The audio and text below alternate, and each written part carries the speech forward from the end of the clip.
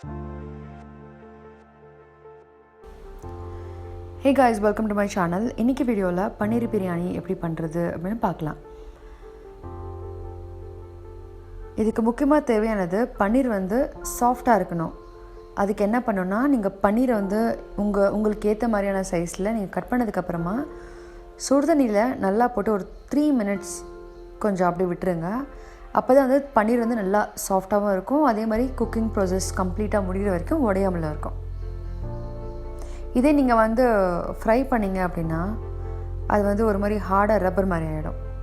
அதனால this process is best for any paneer recipe. இப்போ பன்னீர் ready ஆயிடுச்சு. சோ கடாயில ஒரு 2 ஸ்பூன் எண்ணெய் 2 ஸ்பூன் கீ போட்டுருக்கேன். அது கூட இந்த பே லீஃப் அப்புறம் பட்டை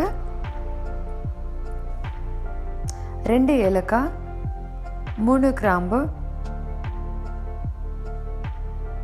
அப்புறம் கொஞ்சம் பெப்பர் உங்களுக்கு வேணா போட்டுக்கலாம். அது கூட cashews கொஞ்சம் ஆட் பண்றேன்.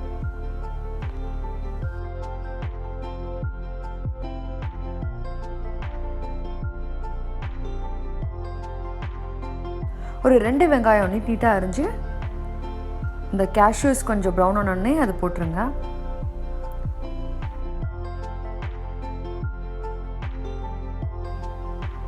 அப்புறம் 2 ஸ்பூன் வந்து 2 குட்டி ஸ்பூன்ல ஜீரகம் போட்டுக்கோங்க.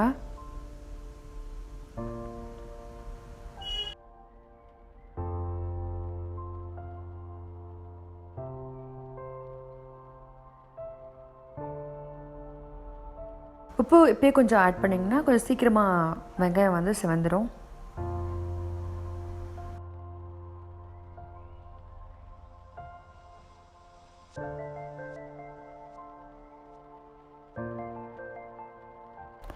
ரெண்டு ஸ்பூன் இஞ்சி பூண்டு பேஸ்ட் போட்டுருங்க.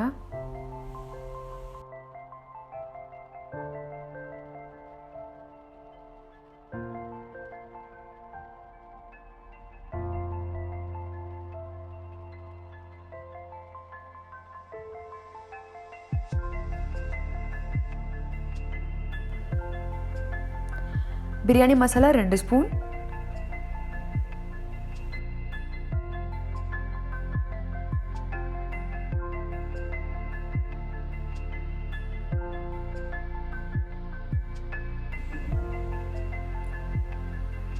கொஞ்சம் மஞ்சத்தூள், கொஞ்சம் சில்லி பவுடர்,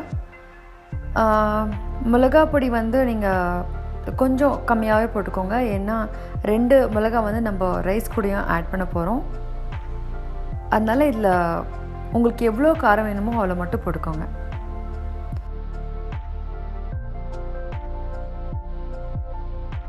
கொஞ்சோண்டு தண்ணி ஊற்றிக்கிறேன், ஏன்னா இல்லாட்டி கொஞ்சம் அடி பிடிச்சிரும் அப்படின்றதால கொஞ்சோண்டு தண்ணி ஊற்றி அது கொதிக்கிற வரைக்கும் விடுறேன்.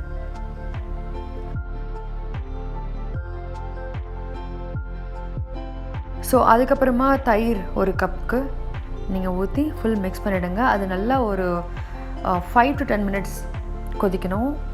அதாவது எண்ணெயும் அந்த மசாலாவும் தனித்தனியாக இருக்கும்.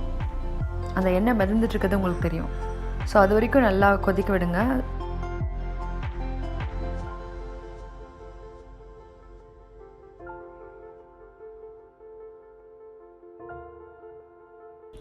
பன்னீர் நீங்கள் தண்ணியிலேருந்து எடுத்த உடனே ஒட்டிக்கும்.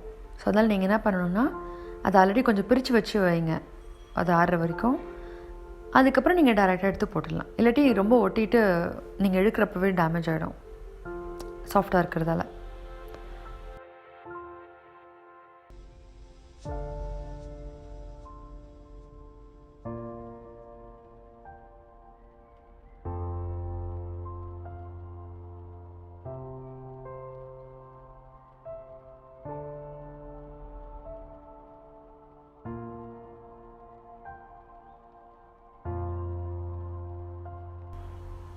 ஸோ இப்போது இந்த மசாலா ரெடி ஆயிடுச்சு.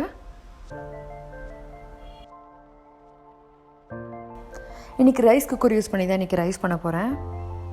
ஸோ அதில் 2 பச்சை மிளகாய், கொஞ்சம் கொத்தமல்லி, 2 அதாவது குட்டி குட்டி பட்டை போட்டுக்கோங்க, 2 கிராம்பு,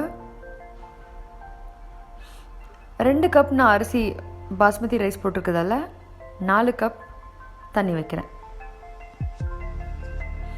ஸோ அரிசி போட்டதுக்கப்புறம் கொஞ்சம் அதே மாதிரி ரொம்ப ஜாஸ்தி உப்பு போட்டுறாதீங்க, கொஞ்சோண்டு உப்பு இருக்கணும். ஏன்னா ஆல்ரெடி மசாலாவிலையும் நீங்கள் உப்பு போட்டிருப்பீங்க, அதனால். இப்போ ரைஸ் குக்கரில் வச்சுட்டேன். இது வந்து கரெக்டாக அந்த தண்ணியெலாம் வந்து இப்போ மேலே மிதக்குது இல்லையா, அந்த தண்ணி வந்து வடிகிற வரைக்கும் நான் வந்து இது குக் பண்ண விட்டுருவேன்.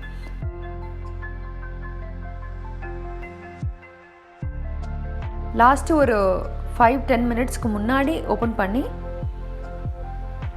ஸோ இப்போ பார்த்தீங்கன்னா தண்ணி அந்தளவுக்கு இல்லை, ஆல்மோஸ்ட் ஆயிடுச்சு.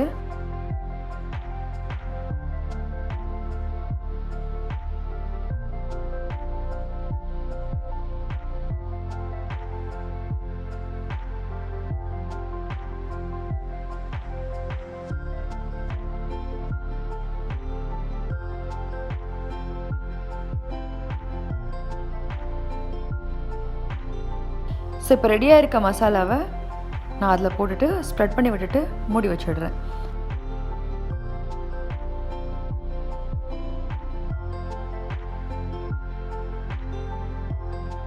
இது ஃபைனலாக குக்கர் வந்து ஆஃப் ஆகிடுச்சு ஆட்டோமேட்டிக்காகவே.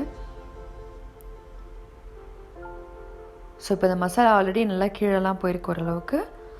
இருந்தாலும் எனக்கு வந்து ஃபுல்லாக ஓரளவுக்கு மிக்ஸ் பண்ணிக்கிறேன், இல்லாட்டி ஒரு இடத்துல ஜாஸ்தி இருக்கும் ஒரு இடத்துல கம்மியாக இருக்கும், அதனால்.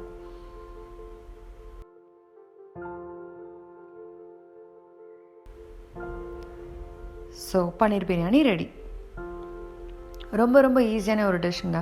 உங்களுடைய எக்ஸ்பீரியன்ஸை கமெண்ட் பாக்ஸில் கண்டிப்பாக ஷேர் பண்ணுங்கள்.